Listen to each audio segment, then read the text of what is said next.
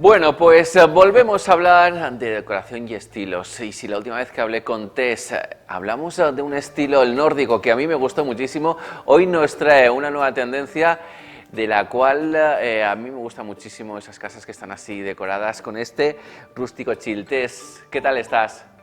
Hola Rubén, muy bien. Un No, placer, aquí un placer para volverte a hablar. saludar. ¿Perdón? Un placer volverte a saludar. Gracias, igualmente. Háblanos de este estilo rústico chill. ¿En qué consiste? Bueno, es un estilo, como la palabra indica, rústico, o sea, tiene componentes fundamentalmente de campiña, de campo, y chic lo asociamos porque no es un rústico tal cual al uso, ¿no? Sino que, ¿por qué le llamamos rústico chic? Porque lo que hacemos es aunar en ese estilo rústico campestre, pues algunos elementos más actuales para que no sea un rústico obsoleto o aburrido o fundamentalmente demasiado cargado, que es la negatividad o lo negativo que puede tener este estilo, porque son piezas muy potentes con mucha presencia y si la estancia la vamos a recargar, podemos caer en este error, ¿no? Nos pueden agobiar, ¿no? Excesivas piezas, excesiva decoración, ¿no? Exactamente, fundamentalmente porque estamos utilizando madera que, a no ser que sean tonos muy claros, la madera, aparte, bueno, tiene la ventaja de que nos da calidez, pero tiene la desventaja de que usada en exceso, una puede dar la sensación de ambientes mucho más pequeños y ambientes un tanto claustrofóbicos. Entonces, para que esto no ocurra, utilizarla siempre con medida y sobre todo en tonos cuanto más claros mejor. Claro, esa estancia que estamos viendo ahora en nuestras pantallas, que el techo y las paredes son de madera, pues le quitamos esa fuerza de la madera y esa presión con colores blancos, ¿no? Con mucha luz, colores claros. Exactamente, aquí lo que hacemos es, bueno, pues tanto la madera se puede utilizar en techos para dar un efecto abuhardillado, que es una característica también de este estilo, y como tú bien dices, lo que hacemos es, si queremos utilizarlo tanto en techos con vigas o el propio techo en madera y forrar o revestir también paredes, lo que hacemos es utilizar tejidos o colores combinados con blancos o con tonos muy muy suaves para aprovechar esa luminosidad que nos van a dar estos colores, ¿no? Entonces, ¿podríamos también combinarlo con paredes con la piedra a la vista, por ejemplo? Sí, es otra de las características que tiene este estilo rústico y es la piedra vista. Quizá es un estilo o es un material que dejó de usarse y se quedó un poco única y exclusivamente para las casas de campo, pero nosotros este estilo, este rústico chic, lo que hace es rescatar esa piedra y pues vamos a forrar paredes también, como comentábamos, con medida, sin exceso, pues a lo mejor en un salón, en un dormitorio. ¿Dónde colocaríamos esta pared? Pues si fuese en un dormitorio, podría ser la pared del cabecero, por ejemplo. Y si es en un salón, podría ser la pared que envuelve la chimenea, que es otro de los elementos característicos de este rústico chic. No podemos tener un rústico chic sin una buena chimenea. Ahí estamos viendo también estos colores claros de la madera junto con las baldosas en esta fotografía, ¿no?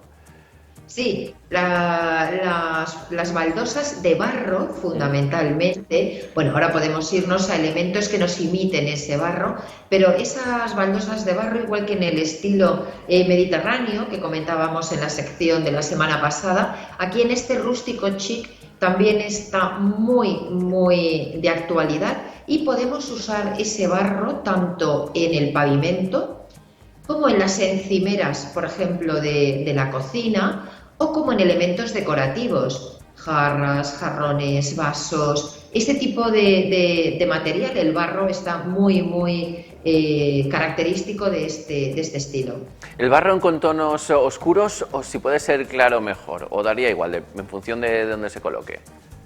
Si lo vamos a colocar en el suelo, cuanto más oscuro sea el suelo, el pavimento, más nos va a notar nos va a hacer ver la suciedad, se nos va a notar pues elementos como polvo, pelo, pelusa, este tipo de elementos, cuanto más oscuro sea, pisadas, peor. Entonces yo aconsejo que tenga una tonalidad tampoco excesivamente clara, pero cuanto más clara mejor. Entonces, Veis, los sí, aparte de que nos van a hacer que el espacio sea más pequeño. efectivamente, nos va a dar la sensación un poco más de que es pequeñito. Son colores, yo estoy viendo estas fotografías y me da una sensación de otoño impresionante, ¿no? Con ganas de primavera que Sí. tengo, pero la luz hace que lo rebaje un poquito. Pero es verdad que son tonos así muy otoñales. Sí, podemos combinarlos también con blancos, la madera, el barro, todos estos elementos, la piedra, podemos combinarlo con tonos blancos, pero fundamentalmente otra de las características de este rústico son esos tonos otoñales, como tú bien dices, ¿no? Suelen ser tonos beige, ocres, algún mostaza, por ejemplo, algún anaranjado, melocotones, este tipo de colores que los relacionamos siempre con la caída de las hojas, con el otoño, con esos frutos otoñales y van a hacer un tándem perfecto para combinar en este estilo. ¿Dónde puedo colocarlos, esos tonos otoñales? En cojines, en mantitas, en todos esos elementos, texturas, también cortinas, sábanas, colchas, edredones, o podemos atrevernos con un sofá, por ejemplo, un sillón, un tresillo. Podemos tener ese puntito de atrevimiento también con los sofás. Estaba bien, estabas hablando de cojines, sofás, cortinas. El textil también es un protagonista de este estilo, ¿no? Porque veo mantas por todos los rincones, encima de todos los sofás, cojines. Y me ha gustado mucho una alfombra de fibra, si no me equivoco, en el suelo marrón, que también era muy bonita. También esas alfombras son fundamentales, podemos irnos a fibras naturales, incluso podemos poner una jarapa que, bueno, pues dejaron de usarse y se han vuelto, ¿no? Al uso, esas jarapas o esas alfombras un poco como morunas, ¿no? Sin olvidarnos de las fibras, el yute, este tipo de elementos, no solo en las alfombras, sino también pues en los bajoplatos o en cualquier otro elemento decorativo tan de uso en las casas rústicas, ¿no? En las casas de campo, que no solo lo vamos a mantener como salvamanteles, sino que lo vamos a trasladar a un elemento decorativo. Las mantitas, como tú decías, las camas tenemos que tenerlas hipercubiertas, con edredones, con mantas de lana, si es invierno, con algo un poco más ligero, como pueden ser algodones en verano, cojines, pero un elemento fundamental es cubrir las camas con muchas capas, por decirlo de alguna manera. A mí me gusta vestir las camas, con muchos cojines, muchas mantas, cualquier elemento decorativo encima de la cama queda siempre muy bonito. ¿Estaríamos hablando de casas de campo o esto también lo podríamos utilizar, este estilo, en una vivienda, en un piso normal? Podemos trasladarlo perfectamente a una vivienda urbana, a una casa un poco más pequeña, más reducida de dimensiones, pero tendríamos que tener cuidado, aparte de con los colores, que esto lo vamos a tener en cuenta en cualquiera de los puntos donde tengamos la vivienda, pero si hablamos de una vivienda urbana tenemos que tener cuidado en que los elementos no sean tampoco en exceso. Son elementos muy potentes, suelen ser bastante armados y entonces vamos a elegir una, dos, tres piezas máximo que sean muy protagonistas, pero sin abigarrar el espacio, porque jugaremos con la desventaja de que normalmente estos elementos urbanos, estas casas en la ciudad, suelen ser de un tamaño más reducido. ¿Qué elemento fundamental no debe de faltarnos de mobiliario? Una alacena, por ejemplo, o una cajonera.